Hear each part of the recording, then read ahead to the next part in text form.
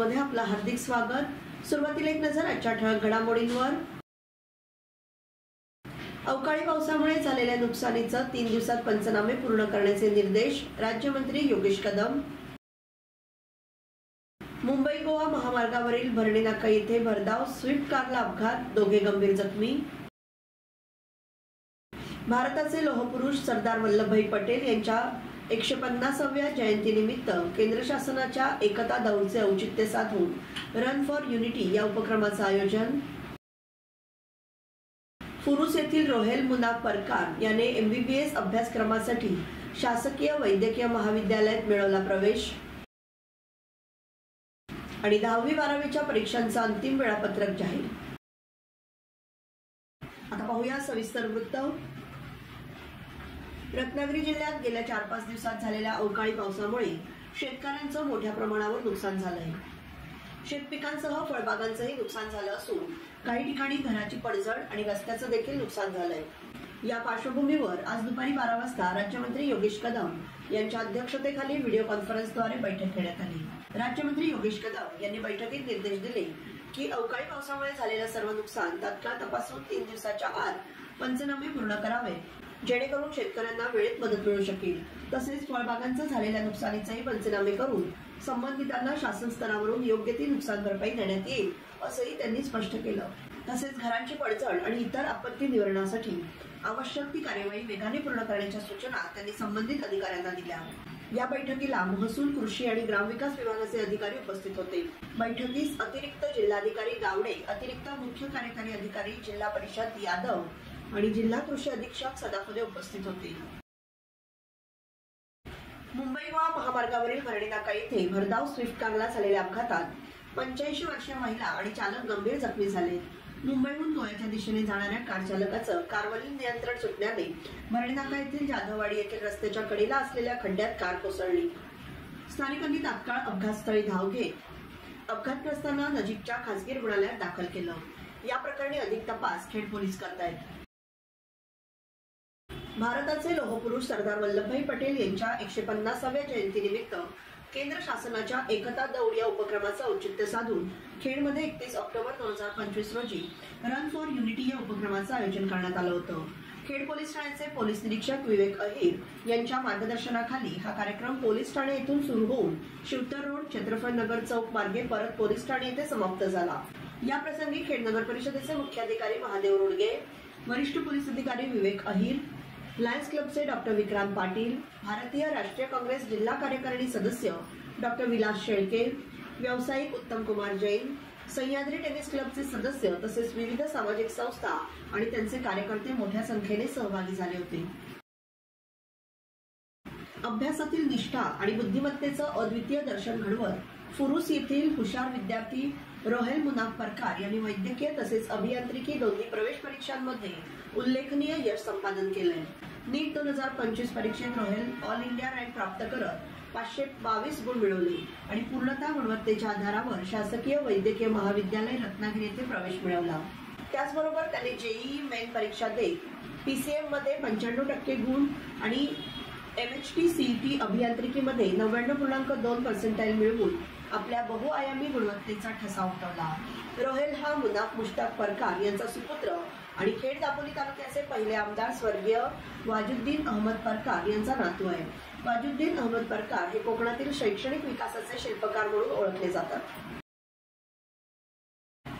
महाराष्ट्र राज्य माध्यमिक आणि उच्च माध्यमिक शिक्षण मंडळातर्फे 10वी आणि 12वीच्या परीक्षांचे अंतिम वेळापत्रक जाहीर करण्यात आले। त्यानुसार 12वीची परीक्षा 10 तर 10वीची परीक्षा 20 फेब्रुवारी पासून सुरू होणार आहे।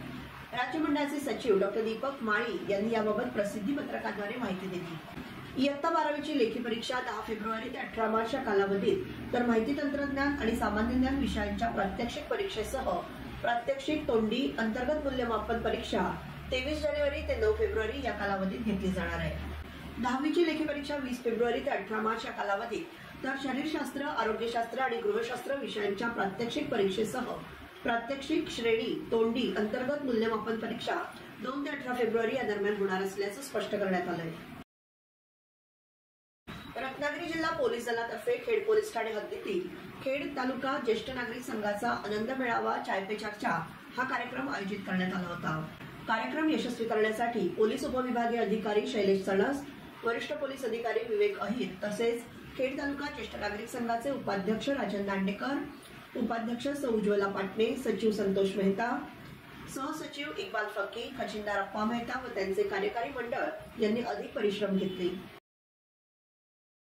1 नोव्हेंबर पासून एलपीजी सिलेंडरचे नवीन दर लागू झाल्यानंतर भारतात व्यावसायिक एलपीजी सिलेंडरच्या किमतीमध्ये सुधारणा करण्यात आली आहे। सरकारी कंपन्यांनी 19 किलो सिलेंडरची किंमत कमी केली आहे। अलीकडेच व्यावसायिक एलपीजी गॅसच्या किमतीत झालेल्या कपातीमुळे रेस्टॉरंट, हॉटेल्स आणि कॅटरिंग सेवा सारख्या एलपीजीवर मोठ्या प्रमाणात अवलंबून असलेल्या व्यवसायांना दिलासा मिळेल, परंतु घरगुती एलपीजी सिलेंडरच्या किमतीत कोणताही बदल झालेला नाही। भारतीय जनता पार्टी खेडतर्फे सरदार वल्लभभाई पटेल यांना पुष्पहार अर्पण करून अभिवादन करण्यात आलं। यावेळी शहराध्यक्ष अनिकेत कानडे, संजय कुटाला, युवा मोर्चा शहर अध्यक्ष रोहन राठोड, भरत कारले, शहर सचिव सुहास सोहनी, उल्हास बाळ, माधव जोशी, प्रथमेश सुर्वे, विजय गुप्ता इतर मान्यवर उपस्थित होते। महाराष्ट्राचे सुपुत्र, रायगड जिल्ह्याचा अभिमान, राष्ट्रवादी काँग्रेस पक्षाचे प्रदेशाध्यक्ष आदरणीय खासदार सुनील तटकरे यांनी आपले संपूर्ण जीवन जनतेच्या सेवेसाठी वाहून घेतले। त्यांच्या याच निस्वार्थ सेवेचा सन्मान म्हणून लोकमत समूहाच्या वतीने लंडन येथे त्यांना भारतभूषण पुरस्काराने गौरवण्यात आलं। महाराष्ट्राच्या सुपुत्राचा जागतिक व्यासपीठावर झालेला हा सन्मान संपूर्ण महाराष्ट्रासाठी अभिमानास्पद आहे। याच भावनेतून रायगड जिल्हा ज्वेलर्स असोसिएशनच्या वतीने आदरणीय श्री तटकरे साहेबांचा भव्य नागरी सत्कार करण्यात आला। डॉक्टर बाळासाहेब सावंत कोकण कृषी विद्यापीठ दापोली अंतर्गत असलेले सागरी जीवशास्त्रीय संशोधन केंद्र झाडगाव रत्नागिरी येथे दरवर्षीप्रमाणे यावर्षीही दिनांक 31 ऑक्टोबर 2025 रोजी पंतप्रधान श्रीमती इंदिरा गांधी यांची पुण्यतिथी निमित्त त्यांच्या स्मृतीप्रित्यर्थ श्रद्धांजली अर्पण करण्यात आली आणि राष्ट्रीय संकल्प दिवस म्हणून आणि भारताचे लोहपुरुष सरदार वल्लभभाई पटेल यांची जयंती निमित्त राष्ट्रीय एकता दिवस साजरा करण्यात आला। यावेळी संशोधन केंद्र प्रमुख डॉक्टर केतन चौधरी, वरिष्ठ वैज्ञानिक अधिकारी यांच्या हस्ते सरदार वल्लभभाई पटेल आणि इंदिरा गांधी यांच्या प्रतिमेस पुष्पहार अर्पण करून अभिवादन करण्यात आलं। त्यानंतर उपस्थितांनी राष्ट्रीय एकता दिन निमित्त एकतेची शपथ घेतली। डॉक्टर केतन चौधरी यांनी सरदार वल्लभभाई पटेल यांचे देशाच्या एकीकरण मधील योगदान आणि त्यांचं कार्य याबाबत, तर माजी पंतप्रधान श्रीमती इंदिरा गांधी यांचं कार्य याबाबत उपस्थितांना मार्गदर्शन केलं। Maharashtra seamless limited, Jindal group, Sukedi Nagothane यांच्या वतीने भव्य श्री रामलीला कथेचं आयोजन करण्यात आलं। या प्रसंगी आयोजकांच्या निमंत्रणानुसार आमदार भरतशेठ गोगावले यांच्या हस्ते कथेचा शुभारंभ दीप प्रज्वलन करून करण्यात आला। कार्यक्रमादरम्यान जिंदाल ग्रुपच्या वतीने गोगावले यांचा गौरव करण्यात आला। अवकाळी पडणाऱ्या धोधो मुसळधार पावसामुळे लांजा बाजारपेठ येथील ब्रिटिशकालीन रामपूल जवळ राष्ट्रीय महामार्गाच्या सुरू असलेल्या कामाच्या निष्काळजीपणामुळे अवकाळी पावसाचं पाणी आज पहाटे रहिवाशांच्या घरात घुसलं। काही प्रमाणात नुकसान झालं आहे। या ठिकाणी लांजा राजापूरचे आमदार किरण सामंत यांना माहिती मिळताच तात्काळ धाव घेत पाहणी केली आणि संबंधित ठेकेदाराला सूचना देत येथील घरातील झालेलं नुकसान आणि पाणी भरल्यामुळे झालेला चिखल साफ करून देण्याचं आवाहन केलं। याबरोबरच हे बातमीपत्र संपलं। धन्यवाद।